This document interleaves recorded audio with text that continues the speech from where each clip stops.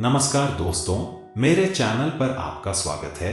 आज हम आपके लिए एक छोटी सी कहानी लेकर आए हैं। गुरुकुल का शाब्दिक अर्थ है गुरु का परिवार अथवा गुरु का वंश। प्राचीन समय में विद्यार्थी गुरुकुल में रहकर ही पढ़ा करते थे। वहां विद्यार्थी अपने परिवार से दूर गुरु के परिवार का हिस्सा बनकर शिक्षा प्राप्त करते थे। भारत के प्राचीन इतिहास में ऐसे विद्यालयों का बहुत महत्व था। प्रसिद्ध आचार्यों के गुरुकुल में पढ़े हुए छात्रों का सब जगह बहुत सम्मान होता था। राम ने ऋषि वशिष्ठ के यहाँ रहकर शिक्षा प्राप्त की थी। इसी प्रकार पांडवों ने ऋषि द्रोण के यहाँ रहकर शिक्षा प्राप्त की थी। बच्चे को शिक्षा ग्रहण करने के लिए गुरुकुल में भेजा जाता था। बच्चे गुरुकुल में गुरु के सानिध्य में आश्रम की देखभाल किया करते थे और अध्ययन भी किया करते थे। गुरुकुल में बच्चे स्वयं दिनचर्या के सभी कार्य करते थे। वे अपने उपयोग की सामग्री का निर्माण स्वयं करते थे। अपने खाने की व्यवस्था स्वयं खेती या भिक्षाटन से करते थे। ऐसे ही एक गांव में एक वरदराज नाम का लड़का था। उसको भी उसके परिवार वालों ने सभी की तरह गुरुकुल में पढ़ने के लिए भेज दिया। वहां आश्रम में अपने साथियों के साथ घुलने मिलने लगा। वह उनसे खेलता था, लेकिन वह पढ़ने में बहुत ही कमजोर था। गुरुजी की कोई भी बात उसके बहुत कम समझ में आती थी। इस कारण सभी के बीच वह उपहास का कारण बनता है। उसके सारे साथी अगली कक्षा में चले गए, लेकिन वो आगे नहीं बढ़ पाया। उसका मन पढ़ने में बिल्कुल न लगता। वह बस खेलने में ही लगा रहता या फिर शरारतें करता रहता। गुरुजी भी उससे बहुत ज्यादा परेशान हो चुके थे।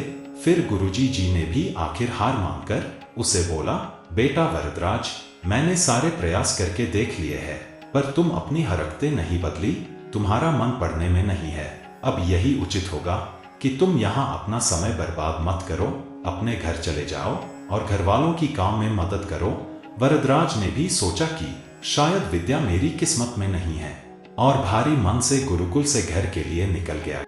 दोपहर का समय था। उस समय बहुत ज्यादा गर्मी थी, तो रास्ते में उसे प्यास लगने लगी। इधर उधर देखने पर उसने पाया कि थोड़ी दूर पर ही कुछ महिलाएं कुएं से पानी भर रही थी।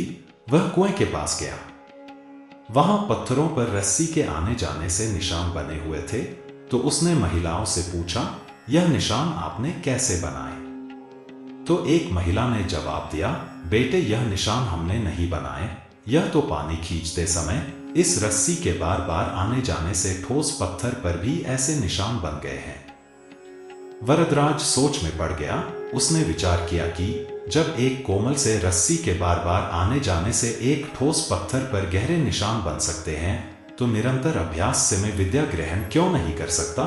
फिर वरदराज ढेर सारे उत्साह के साथ वापस गुरुकुल आया और अथक कड़ी मेहनत की। गुरुजी ने भी खुश होकर भरपूर सहयोग किया। कुछ ही सालों बाद यही मंदबुद्धि बालक वरदराज आगे चलकर संस्कृत व्याकरण का महान विद्वान बना, जिसने लघु सिद्धांत कौमुदी, मध्य सिद्धांत कौमुदी, सार सिद्धांत कौमुदी, गीरवाण पद्मंजरी की रचना की। शिक्षा। दोस्तों, अभ्यास की शक्ति का तो कहना ही क्या है। यह आपके हर सपने को पूरा करेगी। अभ्यास बहुत जरूरी है, चाहे वो खेल में हो या पढ़ाई में या किसी और चीज में। बिना अभ्यास के आप सफल नहीं हो सकते हो। अगर आप बिना अभ्यास के केवल किस्मत के भरोसे बैठे रहोगे, तो आखिर में आपको पछतावे के सिवा और कुछ हाथ नहीं लगेगा। इसलिए अभ्यास के साथ धैर्य, परिश्रम और लगन रखकर आप अपनी मंजिल को पाने के लिए जुट जाए। कुछ पाने के लिए आपको उस चीज के लिए अभ्यास करना पड़ेगा। उसके लिए अभ्यास बहुत ही जरूरी है।